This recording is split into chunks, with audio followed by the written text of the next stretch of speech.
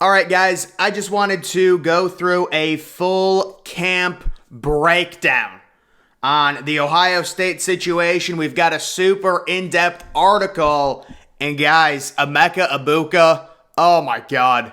Emeka Egbuka might be the second most talented receiver in the country, behind Jackson Smith-Njigba, so it's crazy. Unbelievable kickoff return, man. The hype is ridiculous. Take a look at this. Ohio State football fall camp. What's going on with Julian Fleming? And by the way, Julian Fleming, not surprisingly, receiving hype.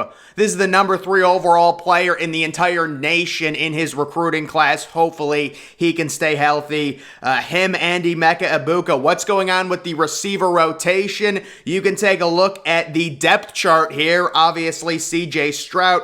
They've got Trevion Henderson and Mayan listed as co-lead backs, which is not correct. Trevion is the RB1. I'm sure they're going to spell Trevion with Mayan, and we may even see a little bit of Evan Pryor, but in week 1 against Notre Dame, I would expect Trevion to get around 20, 25 carries depending on how early the game gets out of hand. You've got Marvin Harrison Jr. He's the big, tall receiver.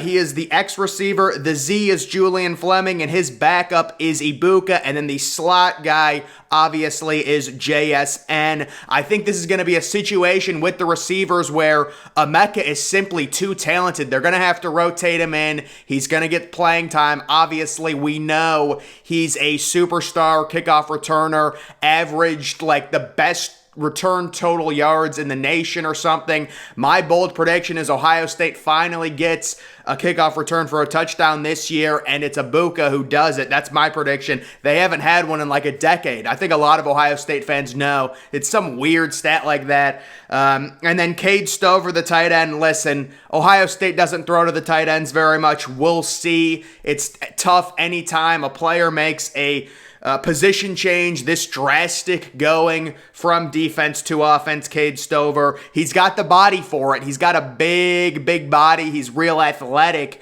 but does he have the overall hands to make the transition?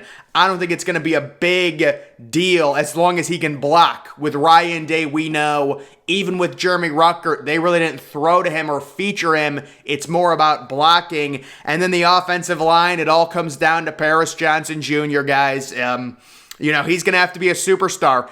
And you can see the backups. This is the main issue when it comes to 2023. I don't want to talk about it too much, but if Paris Johnson Jr. is the player we think he's going to be, he will be headed off to the NFL more than likely, and be a first-round pick as a one-and-done left tackle. And then you're talking about maybe a transfer portal guy, although tackles are really hard to come by in the transfer portal. I recently looked something up on like they did some major data on the transfer portal players, and so few elite tackles. So it's going to be tough for Ohio State. Maybe one of these backups can step up. Matthew Jones should be really good. He's actually a preseason all Big Ten watch. And then how about this? Donovan Jackson, the number 1 overall offensive guard from the class of 2021, 247 Sports solo rankings had him as the number 7 overall player. Donovan Jackson, he's going to be a superstar guard. Both these guards, this is the best guard combination maybe in college football, depending on how good Donovan Jackson is.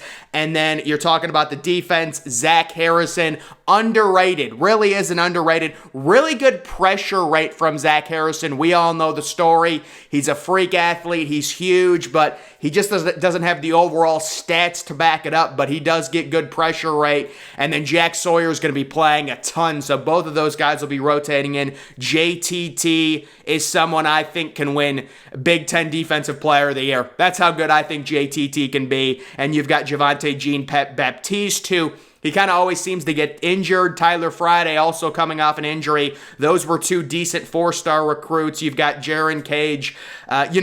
This defense is lacking a huge presence, a huge defensive tackle presence. Taron Vincent, with Taron, it's a little disappointing. 5-star player, just there's no impact. And then I think Tyreek Williams is going to be the starter. I know this has Tyreek as the backup, but Tyreek Williams is going to be a superstar. He is that big enforcer. The linebackers, they are going with Tommy Eichenberg. We know he had 17 tackles against Utah. Hopefully he can build on that. And then Steele Chambers, who is a guy that we're hoping breaks out. Also another linebacker.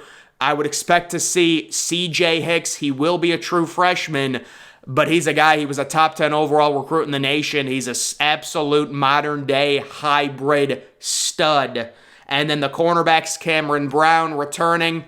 Decent player. Denzel Burke, absolutely superstar, true freshman season. The pass defenses, he had like 12 pass defenses. He's going to be a shutdown corner going into year number 2. The safeties, Josh Proctor, can he stay healthy? That's always the concern with Josh. And also discipline, not being fooled. He seems to be sucked in too much, and they beat him over the top a few times, so hopefully he can stay healthy. And then Ronnie Hickman, who personally I'm not a fan of. Everyone has their own opinions. I'm just not a fan of him. Let's get to the observations. Marvin Harrison, Julian Fleming, JSN were the starting wide receivers during team periods, but there were also some periods during the day when Emeka Egbuka was the starting Z receiver. So guys, I think they just can't keep him off the field. Like, he is so talented, even as a true sophomore. Emeka Egbuka will be playing significant time. I think Marvin Harrison is locked in to be one of the receivers just because he's that tall presence. JSN is going to be a slot receiver 80 to 90% of the time. And then that other wide receiver spot is open. And right now, Julian Fleming is also receiving a lot of praise. He's had a really good camp. But Emeka Egbuka, they're not going to be able to keep him off the field.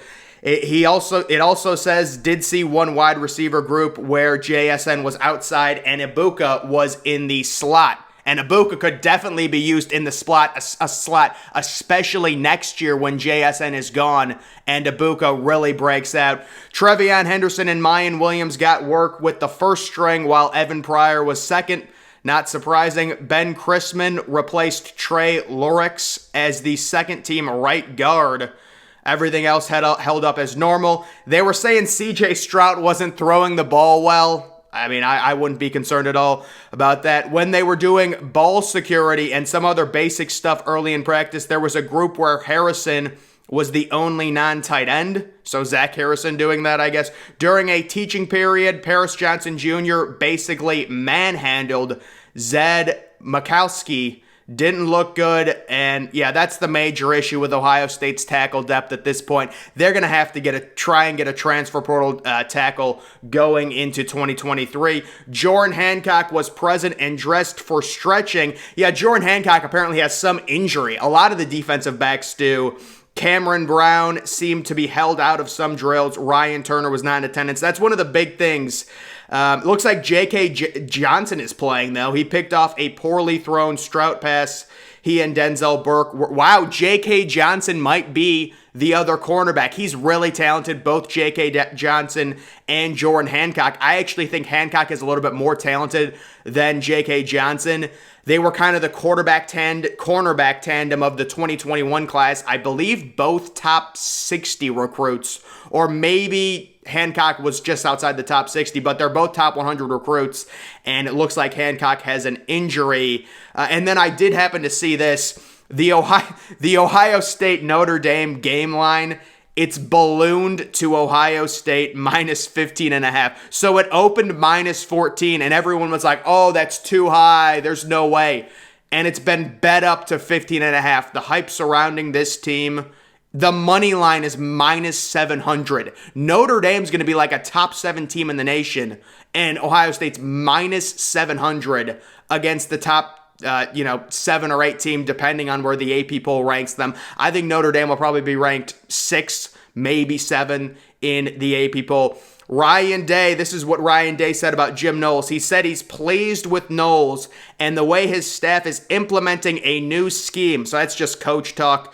That has freed Day to concentrate mostly on offense. When asked if there was anything that keeps him up at night, about his offense, Day replied, not one thing. The offense is just historic. I mean, I'm expecting first in points per game, first in yards per game, first in yards per play. That's what they were last year. It's just you hope the defense is better at this point. And then you can see a little update. This came in yesterday on Julian Fleming, Ohio State sophomore wide receiver.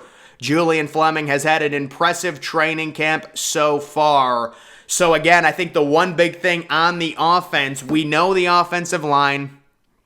We know the running backs. We know the quarterback. Who is that receiver opposite Marvin Harrison Jr.? You've got JSN mainly in the slot. You've got Marvin Harrison Jr. on one side. Who's the other guy? Is it Julian Fleming or Emeka Egbuka, or maybe a combination of the two, which I think that's what it's going to end up being, just because Emeka Egbuka is so talented and he's going to be great returning kicks, returning punts, whatever, but he is going to get significant playing time as a receiver, as a true sophomore. So that is just the update on the Buckeyes camp. Julian Fleming and Emeka Egbuka doing great things, apparently.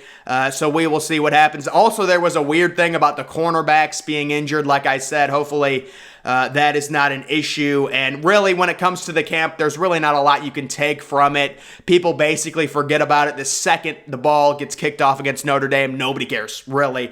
So that is that. But guys, that's going to do it for this video. Make sure you're following me on Twitter. Link to that's always in the description.